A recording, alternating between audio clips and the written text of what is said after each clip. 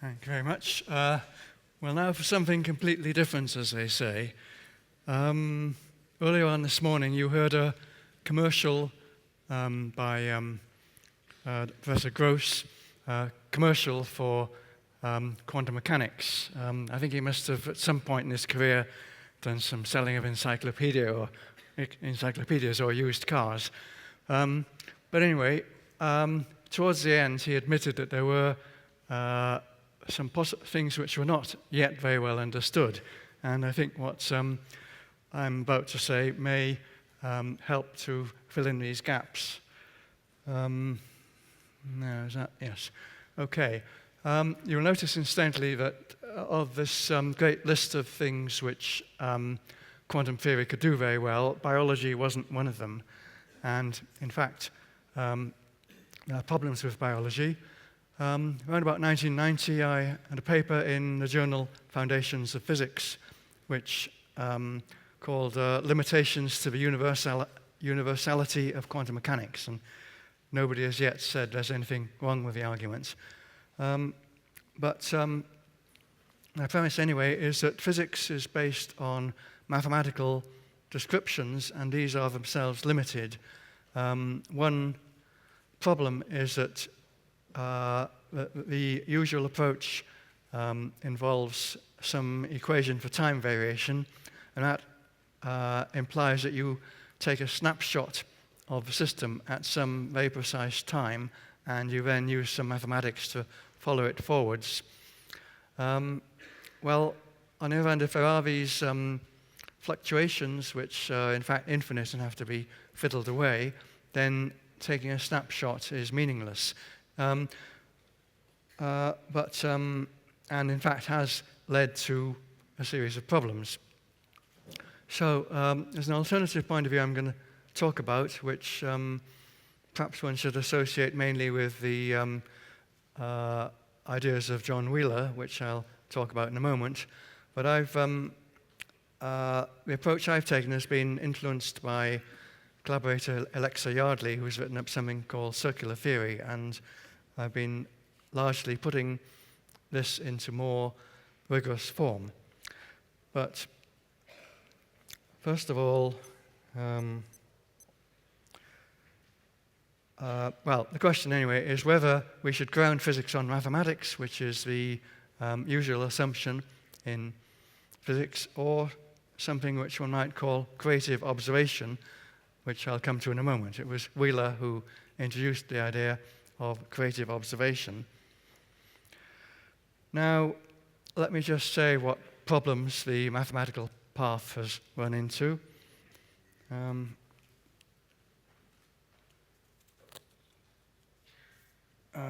me see if I can get this pointer to work. I don't see anything happening. Anyway.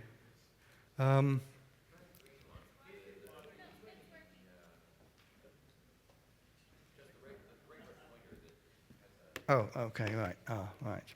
Oh, thanks. Okay, well, this started off, the mathematical enterprise, you could say, started off with Newton, his mechanics laws, mathematical laws, which described all sorts of things like the planetary orbits. Then Maxwell did the same for electromagnetism. That, however, wasn't entirely satisfactory and had to be replaced by quantum theory about 100 years ago. Then this was boosted by quantum electrodynamics, which took the fields into consideration. Then the Standard Model, which which worked quite well with many, describing a large number of particles. Now, the problem was integrating that with gravity, because this started not being finitely renormalizable. But people did fix this eventually. There was a multidimensional fix with things like strings and supersymmetry. However, then the mathematics started to get disconnected from the physics. Elegant mathematics and this dreaming of a final theory, but that didn't quite work out the way people expected. And one problem David Gross didn't mention is that there are an infinite number of, well, not infinite, 10 to the 520 different universes you get by folding up your extra dimensions in different ways. So there's a bit of a problem there, quite apart from a question of how do you mathematize biology and so on, which I won't go into here. Okay, well, then around about 1990, John Wheeler wrote this amazing article, Law Without Law. If you can find it with a search with Wheeler, Law Without Law, and download it. Now, what I have on this page is a synthesis of a number of remarks made in that paper. He said, the scope of physics is greater than we once realized. If the elementary quantum process is an act of creation, as I'll come to in a moment, is an act of any other kind required to bring into existence all that is, including the universe. If the views we are exploring here are correct, one principle, observer participancy, suffices to build everything. So, quite a dramatic claim. So let me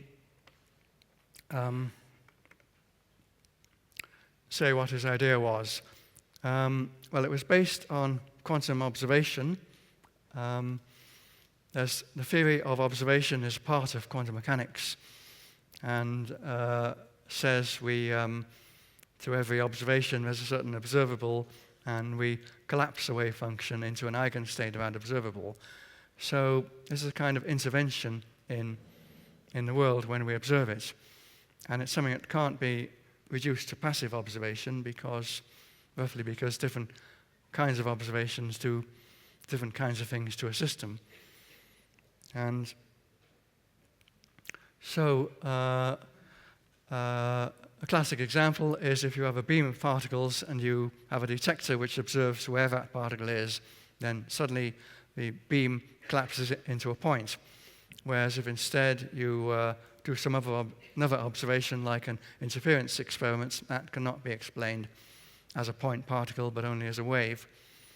So there's something strange there. You sort of suddenly put a constraint on the system when you observe it. So he thought perhaps that's all you needed to explain everything, but he didn't have a well-defined theory to explain that. In fact, to get anywhere with this, you have to think in terms of organized observation. A disorganized observation is not going to do anything like create some special kind of system. In fact, Hameroff and Penrose introduced the idea of orchestrated collapse. They had the brain doing it, whereas Henry Stapp had the idea that mind is not contained within quantum mechanics, and mind can do various interesting things. So, right, in the next slide, sorry I didn't switch to that slide, but anyway, next slide I have the quotes of Hameroff and Penrose. First of all, a network of microtubules can tune itself appropriately to achieve control of its own state of superposition and reduction. Henry Stapp had a much more esoteric idea. The conscious act is represented physically by the selection of a new top-level code, which then automatically exercises top-level control over the flow of neutral excitations in the brain through action of the laws of nature, etc., etc. And the unity of conscious thought, he thought, came into it, selecting a single code. So he has a more information theoretic approach. Now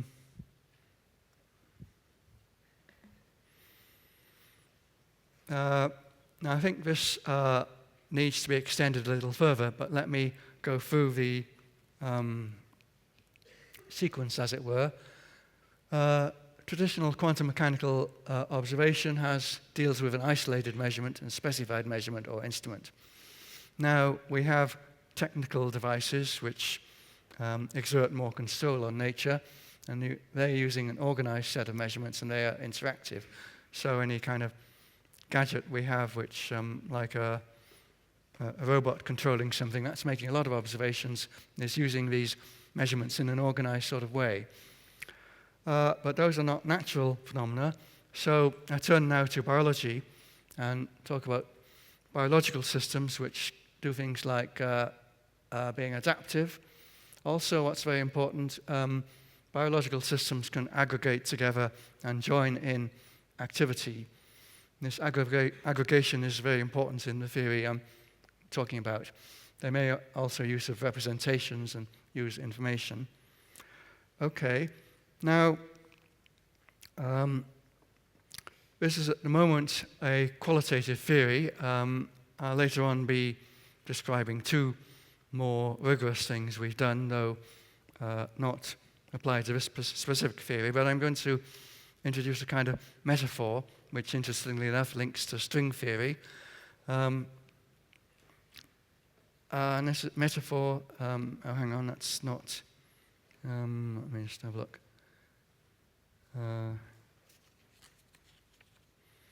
No, so I haven't got to the dance metaphor yet.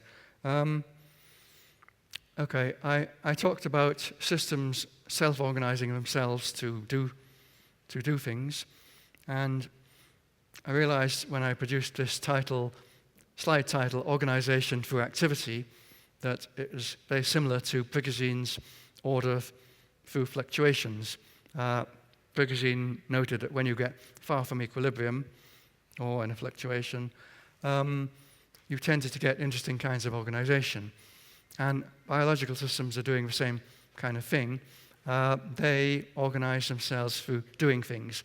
If, say, you learn to walk, then an organized structure gradually forms. And the way this does basically is that you add new possibilities, and if the new possibilities support that action, you join them to your system, and you ignore something you do which doesn't fit in with that activity. So in fact, biological systems naturally do this business of creating a unit which performs particular actions. So this is the kind of thing which we want to put into our model as being something fundamental. So systems engage or disengage from actions as skills develop, so you get organized collections. An example of an organized collection where various models are flocking birds, and a student of mine did a similar thing through learning a skill of balance. And you might say roughly that the activity is a kind of reference frame to decide what should join in, and you produce a kind of condensate. But this is a different kind of system to the physical condensate, where you condense lots of versions of the same. In biology, you collect together things which cooperate together. So now I'm going to make my grand assumption that there is a biological phase of reality where, roughly speaking, biological things happen. Now, one way to envisage this is to say that it's something on the border between two regimes that physicists think about. Say a collection of gas particles where these move in a pretty random way, that's one extreme, and the solid where you have a rigid structure is a different kind of situation. In between, you can have a system where there's constraint combined with movement, and this seems to be the key thing. So the idea roughly is that a thing which we haven't yet studied very much in physics, well, there's a field of study called order of chaos which studies some of this, but I think is missing out the biological aspect. So you imagine things are moving about and they form groups and they disintegrate. And that's the kind of situation which is really a new situation with potentially new physics. Now I have a video, no, I haven't yet got to a video. You can think of it in terms of a dance, if you like. That's people moving in a way that's constrained by the fact that they mustn't collide into each other. Some dances have this feature of joining together and splitting up, complicated choreography. Subgroups form that exhibit organized movements. And Yardley's theory proposes two things circling around each other. But also you might see David Gross's video of a moving string as being a kind of dance. Just to show you this business of, let's see if this is going to work. Yes, good. I was going to turn off the sound. There was raucous movement in the background. These are Chinese motorbikes going around in organized patterns. It's just about a miniature. They change their form, and then a new object is introduced into the system. You'll see in a moment. They got up to 4, but I'm only going to show you the 3 of them. Right, here we are, the third. This becomes a 3-body system. And you have to find a new way in which the systems can move together. And they start off in a simple circling mode, but then it becomes more complicated.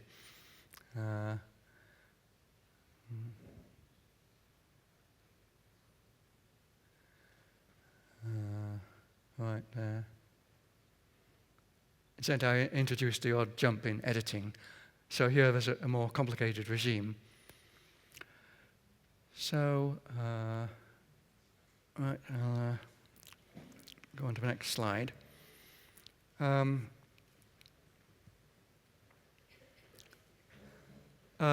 this illustrates the kind of new physics which I'm proposing. Coordinated action. There's also resonance. There wasn't really resonance in that illustration, but you can have two systems each oscillating, and sometimes they lock into resonance. So this is a new kind of thing that can happen, which is interesting because it means that it's both 2 systems and 1. You can picture systems as being a unit with particular joint behavior, but in some situations it's a useful model to think of separate systems. So in Yardley's theory, you get groups forming and reforming. And now the point is that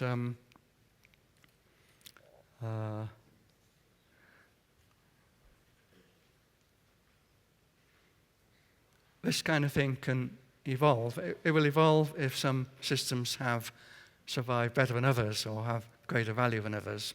This is if this biological aspect develops, and I'll say a little bit about how it develops in a moment. So really we're talking about new phenomena and a new perspective in things which when people have done a lot more work on it should give rise to new physics. And this, I believe, is what will fill the gap that David talked about this morning. Then it's worth considering. It's a new concept. And doesn't really have anything artificial in it, like extra dimensions. It's just a thing that happens naturally when you have things are moving, the movements are constrained, and units form and can dissolve. Well, now the critical thing which makes biology different is evolution. More and more advanced structures appear through evolution as various complexes form. And I just thought of a nice example of this, particular patterns forming, is a chess game where you could say it's a kind of dance of the pieces, but particular forms like the pin and the fork have survival value. Similarly, in this biological world, particular patterns have survival value, things like feeding and reproduction. Those are natural things that happen in the biological realm. So what I'm proposing is that there are units which can form, as they form and reform, will become more complicated forms, and eventually will be the explanation for physics. We'll get back to physics eventually. This isn't just biology. So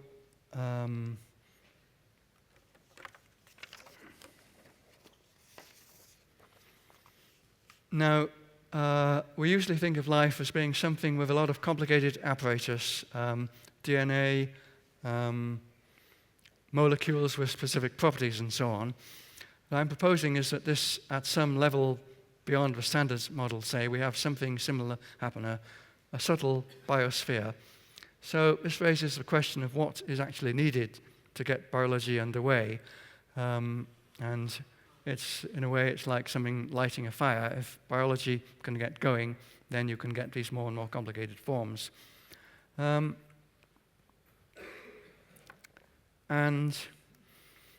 I believe it's all that's needed basically is structures forming and dissolving, and a code, and a supportive environment. One thing that's equivalent to DNA is, you can think of DNA as being mutual templates. One of the strands is a template in which you form the complementary strand, then they split up. The complementary strand is then a template on which the first strand can form again. In other words, you don't really need very much to get replication. There just need to be these complementary structures will provide one mechanism for it. And then you get cumulative development, as rather happens with software. And now here's an idea as to what how you might get more and more complicated things developing. Well, first of all, signals. A signal is basically something which can connect with something else. So that's a simple one structure, well, two structures interacting that allows signals, and that includes semantics, what a signal means, syntax and language systems. Well, that's one development where things can get complex. And the philosopher Suzanne Langer noted that symbols can work in two ways. One is more associated with science, where you use symbols to refer to something, whereas in art you have symbols which have particular effects. And I'll get into this because one of the things you get from this which you don't get in conventional approach is music. You can combine symbols to make propositions, so the idea of things being true and false occurs. From that, there's logic, which is the relationship between propositions. Then you can go to formal systems and mathematics, then things which satisfy mathematical laws, and universes, and these universes can contain matter and life. So I'm fairly sure each of these steps could be studied with models. We did a model with one simple thing. So the idea is you find a system which can do something like deal with propositions, and then some combination of such systems might be able to do something useful like logic, which will be selected out. So just this making more complicated systems with selection of those which are useful is going to give you in principle mathematics. And then you say what actually happens in culture is you develop mathematics, and then mathematical models to describe the surroundings, and then you can get to the work of designing things, and you design things on the basis of mathematical laws. And the universe is just a technology, you could call it, based on this subtle life. And this, incidentally, will account for the universe being supportive of life, because naturally this subtle life is going to make things which have value to it, and presumably some forms of life could have value. So this is a bit like the Penrose triangle. I think in one of his books, Shadows of the Mind, I believe it's the end of the book, where he notes physical systems. Mind is based on physical systems, and mathematics originates mathematics, and physics obeys mathematical laws. Well, he didn't quite have that right, because Hameroff and Penrose thought that the only kind of mind you can get is the brain, whereas one can perfectly well have these biological developments in more subtle systems. So locating mind initially in the subtle biosphere clarifies the Penrose triangle idea. In fact, Wheeler's article assumes that the universe starts off as something which doesn't have life, but then it has observers, and observers can then work away shaping the universe. So this is a bit essentially the same kind of idea.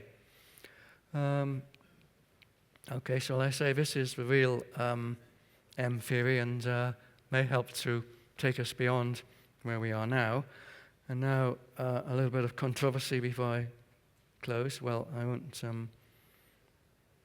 go into that. I'll just mention space and music. Well, as in the modern approach, space is not something fixed. It may change dimensions and so on. So if we have an observer which can look at space, it can do some shaping on it. And so the idea is we don't get from to our universe by some arbitrary folding up mechanism, but it's an organized process with a mind that went before space.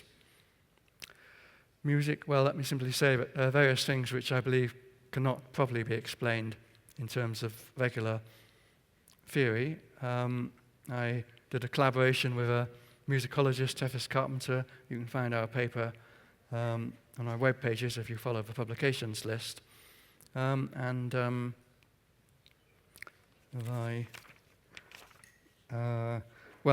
A quote from our paper is, "Conventional theories do not account for the specificity, complexity, functionality, and apparent arbitrariness of musical structures. Psychologists who say this is what goes on in music do not explain things like that." But the kind of explanations we have been talking about will fit in with that. That's because a code which can be functional. Now, I said we have done some things along these lines. It's a paper by myself and Hermann Hauser called Multi-Stage Acquisition of Intelligent Behavior that explained the logic of development in terms of a picture like this. And George Osborne did a thesis on cognitive mechanisms of guiding psychological development, and this was an actual computer program which took structures and assembled them, observed the way these structures behaved, and was able to begin cognitive developments, and that was going nicely until the powers that be declared that he couldn't go on with this if he wanted to continue as a student. Weird business. Templates, well, this is a concept which is useful for explaining how things develop. Your simple structures act to organize complicated behavior.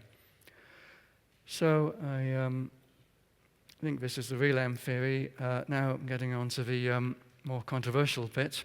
Back in 1987, I wrote a paper for the journal Physics Education, where I proposed that eventually physics and spirituality would be unified. As you'll see, it's quite similar to this, but it's taken quite a time to put that into to clarify what was going on. There'd be the subtle level, and then I said this would actually connect with religion, so scientists might have problems with this. There are various things, Eastern philosophy, which was really my starting point, that mind is the basis of everything. I read a book by a theologian, Keith Ward, which actually explained creation in terms that matched very well the view that I was getting from my own approach. Then there's intelligent design. Now that's very strange and political, because to be a scientist you have to take as an axiom that intelligent design is wrong and expend all your efforts on one side. Now, in fact, admittedly, the creationist people are interested in this, but they made the decision to see what could be got from science. And intelligent design is, in fact, an entirely scientific enterprise. Stephen Meyer is a philosopher with an impeccable pedigree, namely a PhD from Cambridge. He's written this book, Signature in the Cell, which discusses the science. He's saying how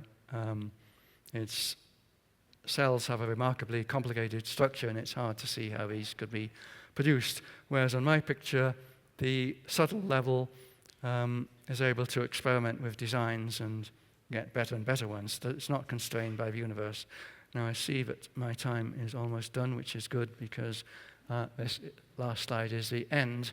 I'm the sheep that are separated from the other sheep, as shown in this painting by my wife. Thank you very much. Yeah.